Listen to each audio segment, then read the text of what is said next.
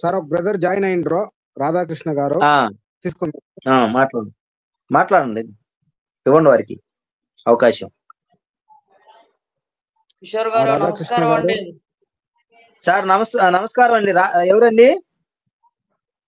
నమస్కారం సార్, గుర్తుపట్టలేదా? చెప్పండి సార్.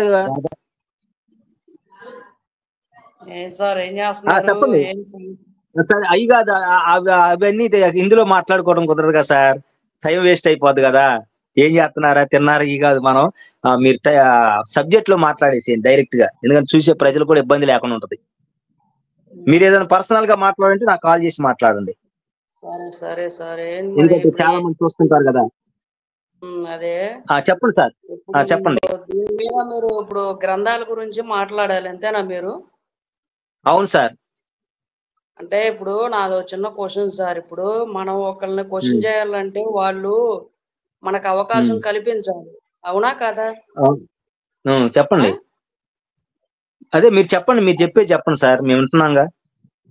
ఇప్పుడు మనం ఒకళ్ళని క్వశ్చన్ చేయాలంటే అవతల వాళ్ళు మనకు అవకాశం కల్పించాలి, అవునా కాదా? అవును. ఇప్పుడు మీ ఇంటికి వచ్చి ఎవరు ఏ గ్రంథాలు పంచారండి, కొద్దిగా తెలుసుకోవచ్చా? ఎవరు?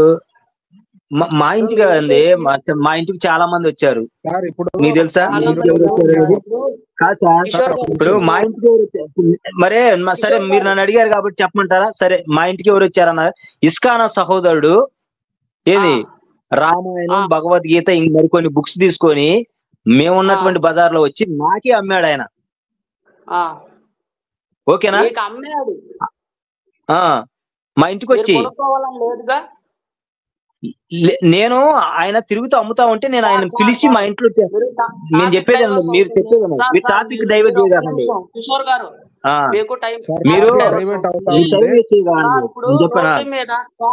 ఒక్క నిమిషం. రోడ్డు మీద కూరగాయలు పెట్టారు, రోడ్డు మీద ఎవరైనా పెట్టారు సార్, నేను చెప్పేది వింటారా? రాగాలి సార్, మీరు మాట్లాడినివ్వాలి కదా, లైవ్ లో తీసుకున్నారు, మాట్లాడినివ్వాలి కదా. సబ్జెక్ట్ మీద మాట్లాడండి. ఇప్పుడు మన సబ్జెక్ట్ ఏం తెలుసా? మీరు సబ్జెక్ట్ తెలుసుకొని మాట్లాడండి. వేస్ట్ గా ప్రజలు చూస్తారు. మీలాగే కాదు, నేను చెప్పేదండి. శ్రీకృష్ణుడు గారు అస్కలిత బ్రహ్మచారిని మీరు అంటున్నారు, మేము కాదు, ఆయన వీరిస్కాలం చేసుకున్నాడు అంటున్నాం. ఇది అవునా కాదా? మీ గ్రంథాల్లో ఉందా లేదని మీరు తేల్చి చెప్పండి ఒక మాట. ప్రజలు కూడా ఇబ్బంది సార్. మా గ్రంథాలు మీ ఇంటికి వచ్చి ఎవరు ఇచ్చారు? మరి నా గ్రంథాలు మీకు ఎవరు ఇచ్చిన అంటున్నప్పుడు మరి బైబిల్ గురించి మీకు ఎందుకు సార్? బైబిల్ మరి మీ ఇంటికి మా ఇంట్లోకి వచ్చి పంచుతున్నారండి. అవునండి, ఇస్తాం. అది మాకు మీ చేపలు కూడా ఇచ్చుకో, మీ చేపలు ఇచ్చుకో, మీరు కూడా ఇస్తున్నారు కదా. కాదు సార్, రాధా గారు విదేశాలకు వెళ్ళి ఇస్తున్నారు కదా, ఇల్లమ్మడి తిరిగి, ఈ వీధులు అమ్మడి తిరిగి. మీకు తెలియదు? ఇప్పుడు మీరే అంది అది కొనుక్కున్నాము, అది అమ్మాడని నేను అంటుంది. వాళ్ళు తిరిగి అమ్ముతున్నారు, కొనుక్కుంటున్నాము, ఇస్తున్నారు, తీసుకుంటున్నారు ఫ్రీగా కూడా. విదేశాల్లో వెళ్ళి అదే చేస్తున్న ఇసుకానే వాళ్ళు. ఇప్పుడు ఇది మన టాపిక్ మాట్లాడండి. మీరు ఏదో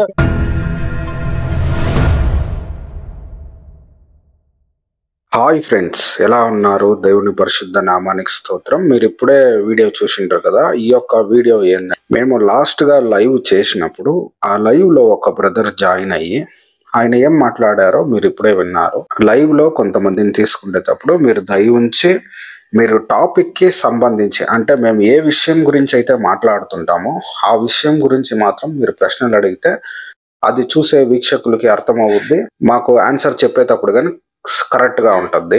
మనం సంబంధం లేనటువంటి ప్రశ్నలు అడిగేటప్పుడు చూసే వాళ్ళకి ఇష్టం అవదు, మళ్ళా ఇది అంత బాగా పోదని నేను అనుకుంటాను. మీ ఏమైనా ప్రశ్నలు ఉంటే మీరు సింపుల్ గా అడిగేయాలి. 1 నిమిషం 2 నిమిషాల లోపల మీ యొక్క ప్రశ్న ఏంది, మీరు ఏం అడగాలనుకున్నారో దాన్ని సింపుల్ గా అడిగేయండి. ఊరకనే తిప్పి మళ్ళీ ఇచ్చి మీరు బాగున్నారా, మేం బాగున్నామా అని అలా కాకుండా మీరు ఏది అడగాలనుకున్నారో దాన్ని సూటిగా అడిగేస్తే చాలా బాగుంటుందని ఈ యొక్క వీడియో సందర్భంగా మీకు అందరికీ తెలుపుతా ఉన్నాను. చూడండి, ఆ డిబేట్ చూసేటప్పుడు డిబేట్ కి రమ్మంటే భయపడి పారిపోతున్న అధర్మ మార్గం భాస్కర్ రాజు అని లైవ్ చేసేటప్పుడు అక్కడ వచ్చి బ్రదర్ గారు, మేము మీ ఇంటికాడికి వచ్చినామా, మీరు మా ఇంటికాడికి ఎందుకు వస్తారు అనేలాగా మమ్మల్ని ప్రశ్నించిండ్రు. ఆ బ్రదర్ కి ఆన్సర్ చెప్పే రీతిగా ఆ బ్రదర్ కి తెలియాలనేసి ఈరోజు ఈ యొక్క వీడియో చేస్తున్నాము. ఈ వీడియో కేవలము సత్యాన్ని తెలుసుకోవాలనుకుంటే ప్రతి ఒక్క బ్రదర్ కి వారికి ఈ వీడియో వర్తిస్తుంది. విఘ్నులైన హైందవ సహోదరి సహోదరులకు ఈ వీడియో వర్తించదు. మీరు కానీ సత్యాన్ని తెలుసుకోవాలనుకుంటే ఈ వీడియో కంటిన్యూగా చూడండి, లేకపోతే ఇప్పుడే మీరు ఈ యొక్క వీడియోని స్టాప్ చేయండి. సనాతన ధర్మంలో దాగి ఉన్న నిగూఢ రహస్యాలు, ఈ 3 బుక్కులు కలిపి 500కి విత్ పోస్టల్ ఛార్జెస్తో మీరు పొందుకోవచ్చు.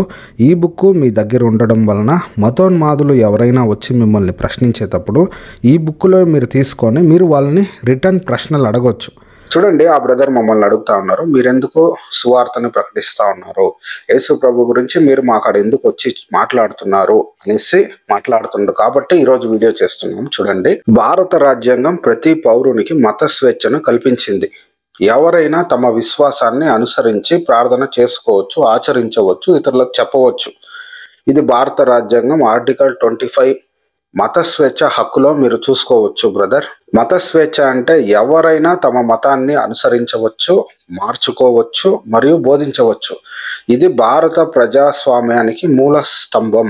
క్రైస్తవ సువార్త అనేది శుభవార్త. యేసుక్రీస్తు ద్వారా మనుషులకు పాపమునకు క్షమాపణ మరియు నిత్య జీవం లభిస్తుందని మేము చెప్తా ఉంటాం. దీన్ని మీరు యోహాను సువార్త 3వ అధ్యాయం 16వ వాక్యంలో రాయబడి ఉంది. దేవుడు లోకమును ఎంతో ప్రేమిస్తా ఉండనేసి మీకు అక్కడ అర్థమవుద్ది. రాజ్యాంగం ఇచ్చిన స్వేచ్ఛ వల్ల ప్రతి ఒక్క క్రైస్తవుడు సువార్తను ప్రకటించగలడు.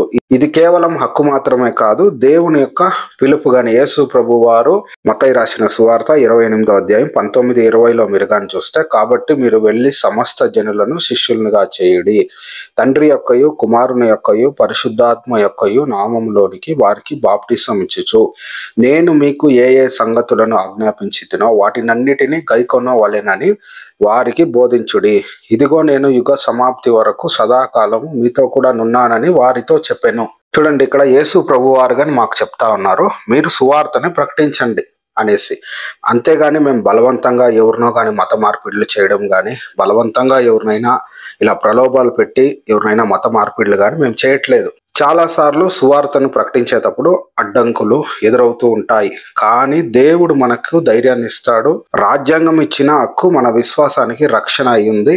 కాబట్టి మేము సువార్తని ప్రకటిస్తూ ఉంటాం.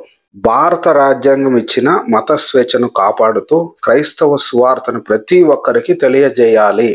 ఇది ప్రేమ సందేశం, నిత్య జీవం యొక్క వాగ్దానం అయ్యింది. చూడండి బ్రదర్, మాకు యేసు ప్రభు వారు ఇచ్చిన ఒక పని అయ్యింది, ఒక జవాబారి అయ్యింది. మేము సువార్తను ప్రకటించాల. తర్వాత సేమ్ టైం మేము మన దేశాన్ని కానీ గౌరవించే వాళ్ళం కాబట్టి చూడండి, రాజ్యాంగం కానీ మాకు హక్కునిచ్చింది, మీరు సువార్తని ప్రకటించండి అని. కాబట్టి మేము సువార్తని ప్రకటిస్తా ఉన్నాం. ఇప్పుడు మాకు 2 పర్మిషన్లు ఉన్నాయి.